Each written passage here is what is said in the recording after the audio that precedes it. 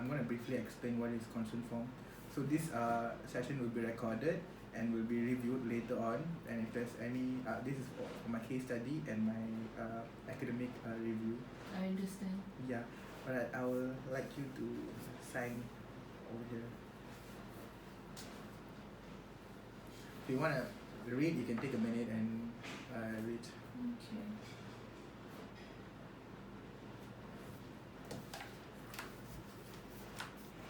Both places? Yeah.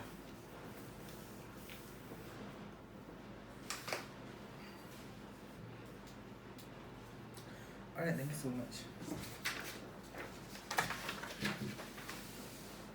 Alright, can I know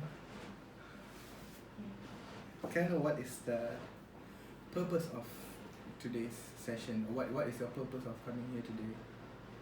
My purpose to attend the therapy is to seek some professional help to understand how to deal with my mental issues in a healthier way. Alright, can I deeply, I want to know more about yourself. So can you tell me about yourself and what you're actually doing right now? I mean on your studies or your working and your daily routines, yeah. Okay, I'm currently working in a customer service environment. So it's quite a hectic environment. There is no fixed routine. I'm on a rotational shift basis, so sometimes morning I sleep in the morning, sometimes sleep at night. And I'm 35 this year, and mostly during the weekdays I work, and on the weekend I try to spend as much time as possible with my family and friends. Alright, can I know about your childhood? My childhood, roughly, growing up, can't remember much, but I grew up in I would call it a middle class family, but wasn't a very happy household. There was a lot of domestic violence, frequent fear on how, like, what's going to happen today, like, always that kind of situations at home growing up. Yeah. I understand. So how many siblings do you have? I have one elder sister and one younger brother. Alright, so can we come to your issue? So what is your main purpose of coming to this therapy? I think I believe that a lot of my current issue comes from my childhood. I believe so. So growing up, because there was no proper exposure on how to deal with it, so I believe that I'm dealing with my feelings or my emotions in a very unhealthy manner. So I hope that you can help me to guide. So I believe that the issue at the moment would be that feeling, I'm not sure like what I'm feeling. You're not conscious of your feelings. Alright. I know I'm sad, but I don't want to deal with it. So like, are you avoiding or yeah, I would say I'm avoiding, ignoring the feelings. Yeah. Ignoring the situation. Yeah. What makes you do that? I believe that if I think about the situation, I tend to overthink and I will not be able to make a good decision regarding it. If it makes sense. So you're basically avoiding it because you don't want to handle the kind of situation? Yeah, I believe like I am not strong enough to handle that situation. You're not strong enough? Yeah, mentally I feel like it will break me, so I rather ignore it and not deal with it, and I just go on with my life as usual. Have you tried dealing with it? Like ever? Once? I would say talking to my friends about it most of the time, but not like I didn't ever like confront my situation face to face. Can you give any kind of example on what kind of situation? that triggers your emotions, or you feel vulnerable? Mm, I feel like what triggers it? Um, Loud noises Loud noises. triggers it. People Uh-huh. are talking too loudly. When I'm sleeping at night and I hear loud noise, I wake up and I quickly go to my parents' room, like to make sure everything's fine. Loud noises, and when someone doesn't give me the attention, like I feel like, oh, I'm not worthy of their attention, so I feel like I'm just troubling them, so I'll just like back away. Yeah, so like I think this also resulted in my breakup. So I think it is one of the main reasons I walked away so that I don't get hurt. Was this because of your breakup, or this issues you were handling this before your breakup? Before my breakup. Alright. So do you think your breakup was your the factor of your breakup was this was the one of the reason? You are saying that if my breakup is causing this issue? No, Or this this issue issue caused caused me your my breakup. Yeah. Yeah, I would say yeah, it did play a huge role because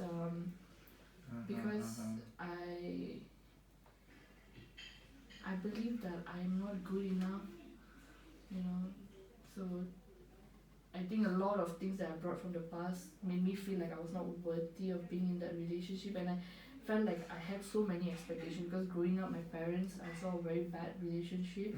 So when I went into one, I felt like I want to change things, but I didn't actually know how to change it, and I had a lot of expectations, and both of the parties could not meet the expectations, so I had to break up. So I feel like I need to deal with it and then maybe find people. Love. People like. Yeah. So were you just seeking for attention, or like I won't say attention. My intention was genuinely to meet someone and to like get to know them and all. Attention wise, I'm used to not getting attention like from my family, so I'm fine with that. Yeah. Right. So you were just finding for pure. Yeah, genuine like love. like a genuine. Say that, yeah. Alright, since you just touched about your family, can you like tell me about your family and how is the relationship with them? I'm not very close to my dad because growing up, he was there financially, but as a father figure, I don't remember much. Things that I remember from my childhood mostly is the violence that I witnessed. Like I remember being very young, like 3 or 4, and a fight broke out in the house, and I remember seeing my dad kick my mom, and that's like the one thing that I can remember from my childhood. I can barely remember things like since back then. Things that I would remember would be like mostly this stuff, yeah. Right, so can I like say you do not have a very happy childhood, and your childhood was full of dark memories? Yeah, I would say dark memories, yeah. Right. Do you think that kind of that stock of memories is hurting you right now, or is it affecting you in any kind of way? Yeah, I believe so. I believe because even until today, when I look at my dad, I'm like, you could have been a better man, better father, better husband, but you chose not to be, and I really hate you for that. So I think a lot of that pain came from that, because I felt like you could have made my life so much easier, but you were never there as a father figure, and when I had an issue or something, I could not depend on you. I had to deal with my own stuff myself, and because of that I made a lot of bad decisions. So I really wish that you were a better dad. Alright. Thank you for sharing. I know it's kind of hard. So, do you have any support system in your life, like friends or other than maybe extended family? Yeah, I would say my friends are amazing. Growing up, I don't share much. Actually, I didn't share much until like a few years ago. I opened up about it to my friends, so many people don't know except for my best friend, because she was also going through something similar at home, and I've known her since I was 8. So only she would know. So the only thing we would do is that we would just talk about it, cry, and then we'll be fine. And it's just like the same cycle every day. But now I have like a great support system. Like I can go to my current friends like anytime. I could just call them up. Family wise, I still can't open up because there was once I tried opening up. I was in high school. I tried opening up and I just said things out loud, and I got a slap for it. So since that day, I never spoke about my feelings in front of my family. Like never until today. So I would say my friends are my support system. So I have them. Alright. So do you think your family doesn't really give importance on your mental health? I think my family doesn't give importance to anyone's, including their mental health. So people are just okay. It happened. They are just going on with life. I feel like they need therapy too, but I don't. Definitely mine. Definitely no. I don't think they pay attention to theirs as well. So do you care about yours? Yeah, I do. Alright. Yeah. And have you ever gotten like a very bad stress or fell into depression? Yeah, I remember about 2 years ago was like the worst year of my life. During the pandemic? Before the pandemic Before started, the pandemic, like right before the pandemic started, the end of that year. I 2019, if I'm not mistaken. I had my partner then, but he left to go study abroad, and after he went there, we could not go on with the relationship, and that really broke me because he was the one person that I could call anytime, like something happens at home and I just call, no help, I just need someone to listen to me cry about it. But when he left, it was really like earth shattering kind of feeling because I don't open up about my family to people, and it's very hard. So he was like that one person, and the first time I ever opened up about my family, and he was supposed to be there for me, but he was not. So that really broke me. So what happened was that because of that breakup, I had like really bad anxiety, panic attacks. Where because I can't cry in front of my family, they don't see me cry, so I cry myself. And then what happens is that when I cry, like suddenly everything goes like really dark and I start shaking, and I have to like just close my eyes and curl up into a ball and just cry it out until I can see the world again. So it was quite, that year was quite bad lah. Then after 2 years I was just dealing with it, and I had my other issues, and then after 2 years I started going out again. My friends were there, and also it got better lah. So that was my worst time lah. Worst time, your worst period. Understand. Yeah. So how did you cope? I mean, you mentioned that you had panic attacks, anxiety. How did you cope up with? I would cry a lot, and I would like talk to trusted people about it. I think my friends heard that story again and again and again until it was out of my system. But the first 3 months of the breakup, I didn't tell anyone, so it was just me. That's when the first 3 months was the hardest one, and then after that, as I tell them, they were always there for me lah. Yeah, so that's how I managed to get it. How did you actually move on from that situation? You just repeatedly talk to your friends, and you just you just explain to yourself, to your friends, in order to release the tension and the pain inside you. Was that your coping mechanism?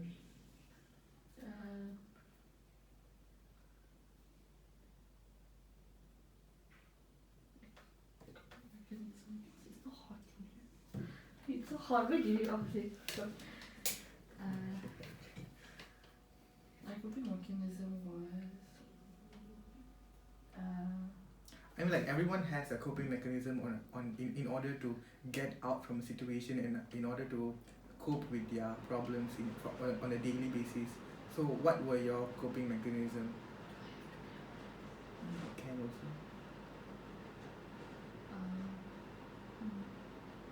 coping mechanism was Were you like binge eating, or were you like just sleeping on the bed for, for a long time? my coping mechanism was It's okay if you it's okay if you don't want to tell. We can skip the question. Okay. yeah, I really appreciate that. All right. I'm so sorry if No, it's it okay. was very It's uncomfortable. okay. Alright. No, it was not. It was fine. During your that kind of period, have you feel like you lost your purpose in life, and you lost what were you? I mean, you lost interest in what you were doing. Yeah, I would say I lost interest in a lot of things that I used to like, and I kind of like lost my way. I was just going on because dying would be too expensive. So I could not leave my expenses or my commitments to my family. I felt like it would be too much for them to handle. So I felt like I could not die. At that time, I really wanted to die, but I could not die because I was like, it's not going to solve anything. After I solve it, I'll die. That was what I was thinking. Maybe that was your coping mechanism. Yeah. You wanted to solve your problem yourself before you die, right? Understand? Yeah. Okay, now it's been like 2 years, 2 years plus 2 years. Around 2 years, Yeah, right? 3 years. 3 years, alright. Do you think you have successfully got out from the problem? I would say no because a lot of from my past relationship or from my childhood, it's still here with me. It's still something very much part of me, and it affects my future relationships because of the expectations and the fear that it brought with it. So I would say I'm not out of it, but I've gotten so much better at ignoring it and moving on. Yeah. Alright, you're just actually denying it. Yeah, I'm denying it. So you're very. Yeah, I just tell myself I'm fine. You're fine, but at the end of the day, you're not. Yeah, I know I'm not. You're actually not. Do you tend to break down a lot? I mean, in your alone time, Yeah, I do. you do. What makes you break down? I think about that person, or I think about what could have been better, or if I hear like sad songs, it kind of triggers. That's your triggers. Yeah. Triggers it. Understand. And alright, I guess that's very overwhelming on your past stories. So let's come now. Come to our current situation. So you told me that you are actually ignoring your emotions, and you have multiple emotions. In one particular time, right? Okay. Yeah. I agree. You agree, right? And how is that actually affecting your life and your daily routine? It's a little hard because there are times where I cannot control what I'm feeling, and it tends to affect or like influence what I'm supposed to be feeling or doing, and sometimes it will become like very bad. I'm not supposed even to be that angry about something, but because of the emotions I get really mad at something that's really just something very little, and then sometimes I don't know what I'm feeling. Most of the time I really just feel empty. I don't if I'm not with my friends or family, I'm just staring at walls. Like I would sit at my desk and I would just stare at walls for like hours throughout the night hearing songs. Like I don't remember doing that last time, but nowadays I can just sit and stare at my wall. And I don't feel anything at all. You basically just feel empty. Yeah. So Without any purpose, without anything triggering you. no. I'm just blank. You I just cannot. If I even tried like making it about like, oh, maybe I make it about my breakup and I'll cry, but maybe I'll tear up, but then it just goes blank again. Yeah. Do you think it's something that is you're making it up yourself, or Maybe because I feel like I'm releasing my emotions in a way. Maybe I'm just, but I really don't know. so it's a way of you releasing your emotions, like by just keeping quiet and going blank and just thinking, staring at the walls, doing nothing. Yeah, I would call it like an escape. Then once I'm done, like I'm done staring at the walls, I just like, okay, it's time to sleep, and I'll go to bed. I'll take off my earphones and I'll just You're done with your yeah, that whole session. your Yeah. own session. There'll be like so many things running in my head, but it's blank. I don't know how to explain it. There's so many things running in my head, but it's blank. So you actually can't organize your thoughts. I can't, yeah. It'll be like, but I know there's so many things running, but it doesn't stop. It just goes on. So there's actually nothing. Get it? Mm-hmm. Do you think that kind of thoughts are actually important in your life? Does that thoughts, if you okay, for example, you you give an importance to that thoughts that is running in your mind. Do you think it will affect your life? Affect your life?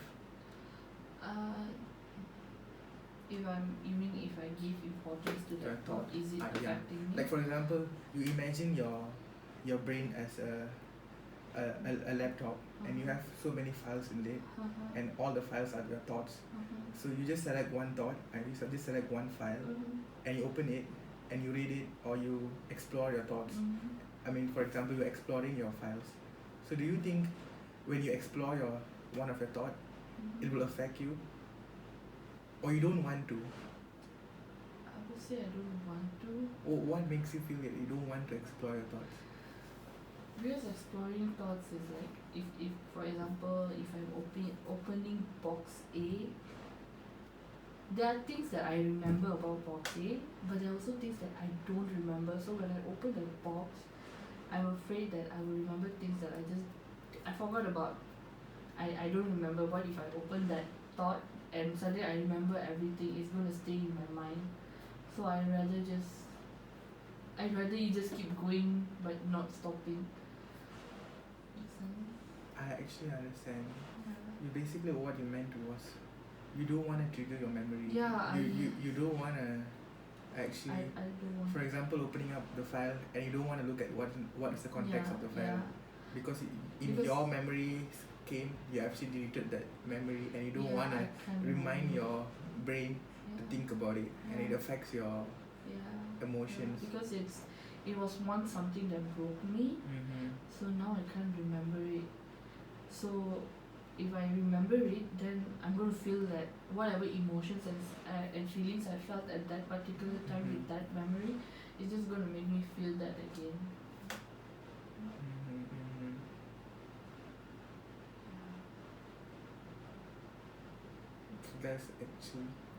Does that affect your life? I mean, like, okay, for example, do you think it's healthy to ignore your thoughts and emotions? No, I don't think it's healthy. So you actually realize that it's not healthy. So how do you want to how do I want to overcome it? Yeah. Okay, like for example, how are you gonna overcome it? I think the only way I can overcome it is by accepting it, that it happened, and accepting that it was not my fault that it happened, and there was no way I could have avoided it. It happened because it had to happen. So if the day ever comes where I'm able to accept the fact that it is not my fault, or even if it is my fault, I am able to forgive myself. If I can forgive myself and let it go, I think that's the only way I can. Sorry. Sorry. But I feel like I can't overcome it yet, because it's very hard to say that it's not my fault. I have not come to that place in life yet where I can say, oh, it's my fault but it's okay, or I can accept that it's not my fault, like my parents fighting, it's not my fault. Yeah, true. But somehow it feels like it's my fault. So you feel it's your fault because you were just a part of it, but you was not the reason. So you need to realize that you was not the reason of your childhood. I would say your childhood trauma. It was just because of your surroundings and felt like I could have been a better child. I know you have done your best in your child, and you're doing it great now, coping your problems, and you're surviving, right? I would have ended up in a counselling. Yeah. So, tell me about your happy moments and your happy, what makes you actually happy? Uh, Random stuff. Random stuff like food, music, puppies, Sunsets really make me happy. Sunset. I think any happy moments with my friends, like laughing, joking, makes me very happy. I like it when all the people I love are in one room. That makes me very happy. Laughing around and joking around. I love that, and my nephews make me happy, and I think what gives me peace is when I know that I've organized my stuff for the week or the day, and I'm done with my chores or something. It makes me very happy. So you're saying that you feel happy when you're done with your duties, your daily routine. Yeah, I feel like my responsibilities. Your responsibility. Yeah. That's very interesting, which most of the people don't feel happy about it. Alright, I would like to give you one tips. Maybe like when you're actually confused, or you can't organize your thoughts and emotions. Maybe like try doing things that makes you happy. Like for example, what you said, like your puppies. I don't have puppies. I mean, you said. I just love puppies. Oh, you just love puppies. Try looking at puppies. I mean, like try looking at puppies videos, and try looking at the sunset, opening window and having some fresh air, and that's a small essence of life that can make you happy. So yeah, I guess we are actually coming to an end of the session, and thank you very much for coming today, and I would like to see you. Do you want to continue the session in another day? Yeah, why not? This was very helpful, Dinesh. Alright, thank you so much, Miss Tisha. Thank you so much for coming, and you're doing a very good job, and I would love to actually meet you in another session, and we'll explore your thoughts, and maybe we can try to work through it and organize your files in your computer. Alright. Okay. Alright, thank you so much for attending today. Okay, thank you so much. Do you want to say anything else? I think this was a great session. I think there were a lot of things that I would have not talked about that I managed to talk with you, like identify my issues especially. Usually it's just like, oh, it's just my thought, it's my breakup, it's my family, but never actually saw where it's coming from. But this session helped me to see what could be the root cause and how I could eliminate it to cope with my issues.